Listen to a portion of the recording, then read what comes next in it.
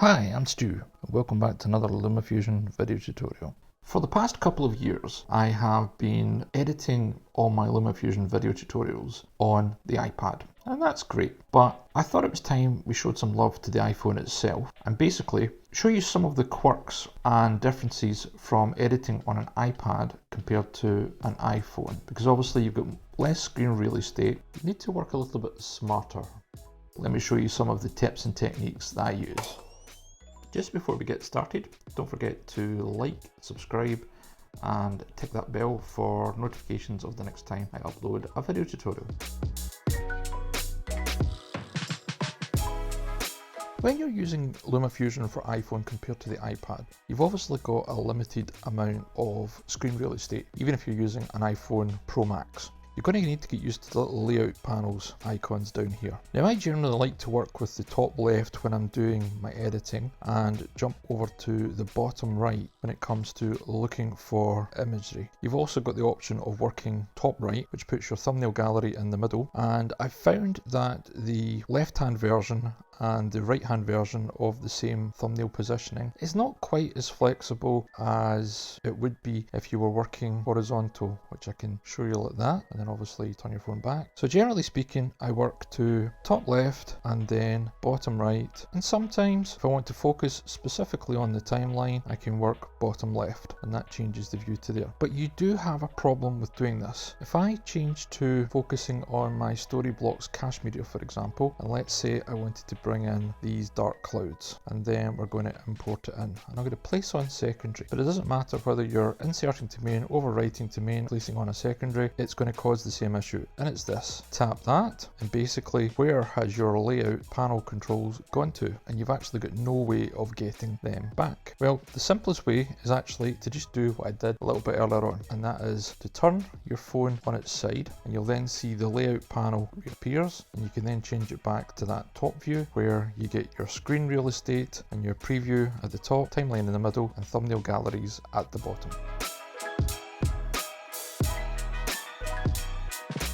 One of the benefits of filming with your iPhone is that you can also be cutting your footage at the same time. Now, a little technique that I like to apply is to go into my link to folder options, and then from there add link to folder, and then what you do is you go to my iPhone and then scroll down until you find Filmic Pro, or for example you can also be using the likes of Double Take if you wanted to, but we're just going to use Filmic Pro in this instance, and then tap done. Now that's not going to come in and say Filmic Pro, because of the nature of where the folder is on your iPhone, it's going to come up as documents, so just be aware of that if you also do Double Take or even another app, it will also say documents. You recognize Filmic Pro because it usually has a proxy folder and an event log.txt. I've also got a dark mountain landscape video in here purely because if you have nothing in here, there'll be no folder appears on your iPhone. I always keep one video in there, it doesn't matter what it is. You could literally film 5 seconds worth of footage and keep it in there as a little sort of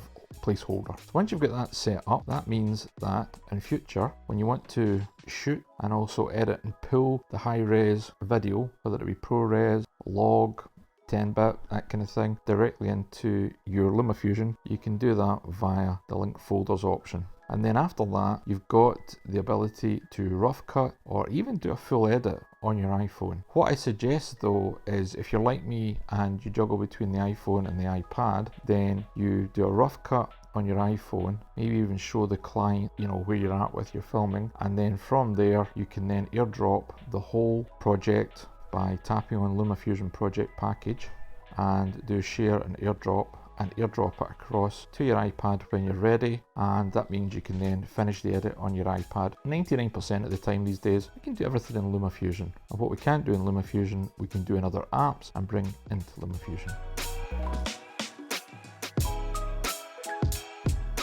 The final couple of tips that I've got relates to the play pause button, and it's mainly to show new users how best to be working with play pause when you are editing on your iPhone. So for example, just now we can obviously just press play. If we rapidly double tap it, you will get a play loop going on, which can be handy sometimes for when you're needing to edit an audio clip. and then tap it again to just pause. Another thing that you can do as we take it back to the beginning is play, press and hold, and this allows you to incrementally move things along either a frame at a time or go to 2 frames, 5 frames, 10 frames, right the way up to 120 frames, which obviously flies through. And then if you go to the left, you can reverse the situation and scan back again.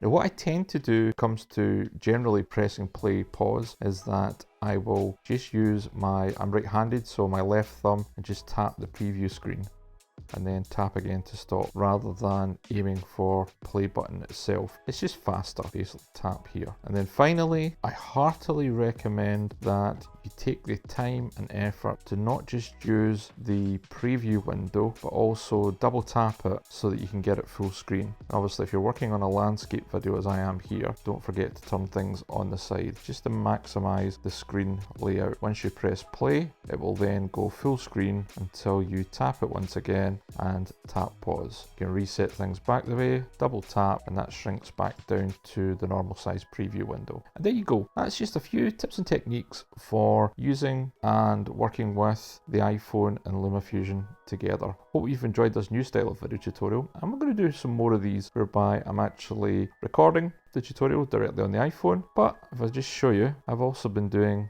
the edit directly on the iPhone as well.